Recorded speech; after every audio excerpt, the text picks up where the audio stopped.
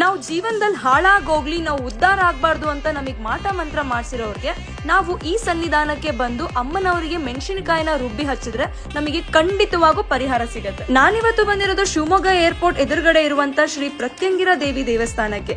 ಇದು ಭಕ್ತರ ಕಷ್ಟಗಳನ್ನು ಕ್ಷಣದಲ್ಲೇ ದೂರ ಮಾಡುವ ಜಗತ್ತಿನ ಏಕೈಕ ಪ್ರತ್ಯಂಗಿರಾ ದೇವಿ ಪುಣ್ಯಕ್ಷೇತ್ರ ಅಂತಾನೆ ಹೇಳ್ಬೋದು. ಪ್ರತ್ಯಂಗಿರಾ ದೇವಿ ದೇವಸ್ಥಾನದಲ್ಲಿ ನೀವು 5 ಭಾನುವಾರ ಒಣ ಮೆಣಸಿನಕಾಯಿಯನ್ನು ರುಬ್ಬಿ ಹಚ್ಚೋದ್ರಿಂದ ನಿಮಗಿರುವಂತ ದುಷ್ಟಶಕ್ತಿ, ವಾಮಾಚಾರ, ಶತ್ರುಕಾಟ, ಭೂತ ಪ್ರೇತ ಅಂತ ಚೇಷ್ಟೆ ಸಮಸ್ಯೆನ ದೂರ ಮಾಡೋ ಅಂತ ಪುಣ್ಯ ಭೂಮಿ ಇದು. ಅಷ್ಟೇ ಅಲ್ಲದೆ ಇಲ್ಲಿ ಬಂದಂತ ಭಕ್ತಾದಿಗಳಿಗೆ 3 ಹೊತ್ತು ಊಟ ಕೂಡ ಸಿಗ್ತಾ ಇದೆ, ಅದು ಪ್ರತ್ಯಂಗಿರಾ ದೇವಿ ಅಮ್ಮನವರ ಕೃಪೆಯಿಂದ.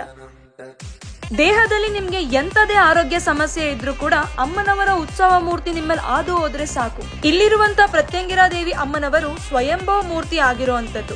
ಇಲ್ಲಿ ಪ್ರತಿ ಅಮಾವಾಸ್ಯೆ ಹುಣ್ಮೆಗೂ ಪ್ರತ್ಯಂಗಿರಾ ದೇವಿಗೆ ಒಣಮೆಣಸಿನಕಾಯಿ ಹೋಮ ನಡೆಯುತ್ತೆ. ಕೋರ್ಟ್ ಕೇಸ್ ಸಮಸ್ಯೆ, ಭಾನುಮತಿ ಸಮಸ್ಯೆ ಅಂತ ಯಾವುದೇ ರೀತಿಯಾದ